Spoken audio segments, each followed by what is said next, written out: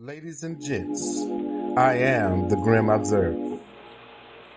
Gather around because we're about to dive into the deep end of humanity's collective demise.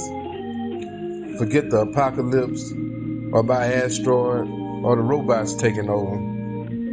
Nope, the real culprits of our impending doom are the youth of today. Picture this: a generation, particularly less fortunate, often poor, from single-parent households, typically wearing dreads, always wearing black, speaking op talk this, op that, like it's a second language. These warriors of the streets, age 13, 25, are the primary darkness looming over an already gloomy world. First off, let's talk about these cohorts' relationship with God, or the ideal grandmother. There isn't one. To them, God is probably just some dude in the sky, and grandmama, she's just somebody who bake cookies, or grandmother these days,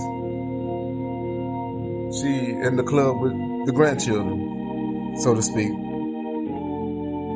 But a relic of this bygone era, in all respect for the divine and the elderly, is not really high on their priority list.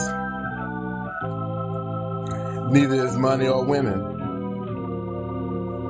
In the grand playbook of life, these youngsters skip those chapters entirely. Who needs financial stability or a meaningful relationship when you can focus all your energy on catching another body? That's right. Their primary ambition is to catch a body and to score higher, on the scoreboard of death.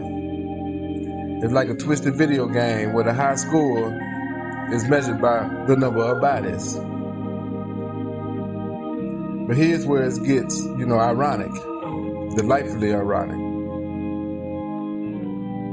What these budding Grim Reapers don't realize is that the universe operates on a little principle called karma. What you dish out is what you get back times 3. So you want that op dead, that's good, fabulous. Just be prepared to lose 2 of your buddies and your life in the process. This isn't some type of hypothetical mumbo jumbo. It's practically guaranteed. Not a question of if, but when.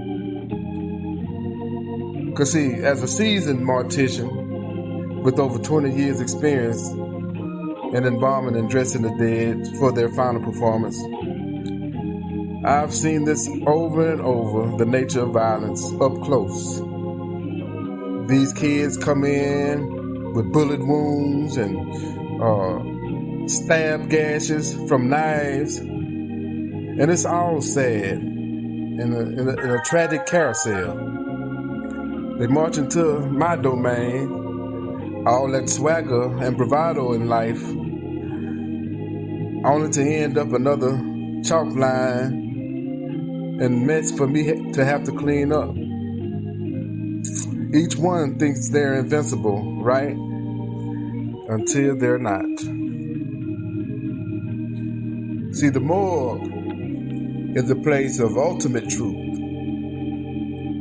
All that swagger, that op talk,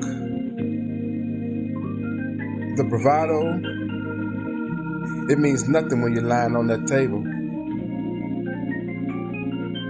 Your mortal coil unravels, and all that's left is flesh ready to be embalmed. And guess what?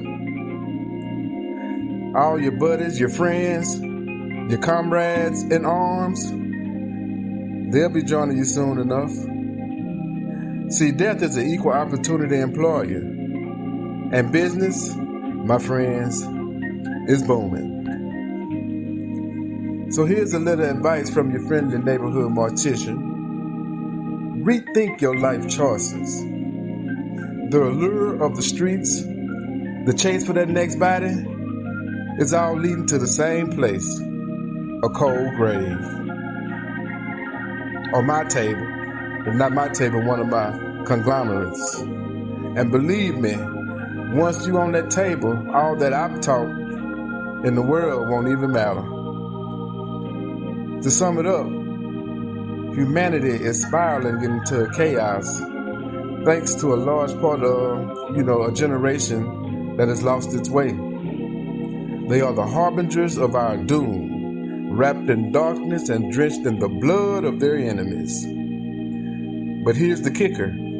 Every life they take brings them closer to their own untimely end. A poetic justice of sorts, wouldn't you say? Well, so stay grim, stay dark, and remember, in the grand scheme of things, we're all just walking shadows, strutting our brief hour on a stage, and then heard no more. That's the question, Lord. Lord, why so much pain? He knows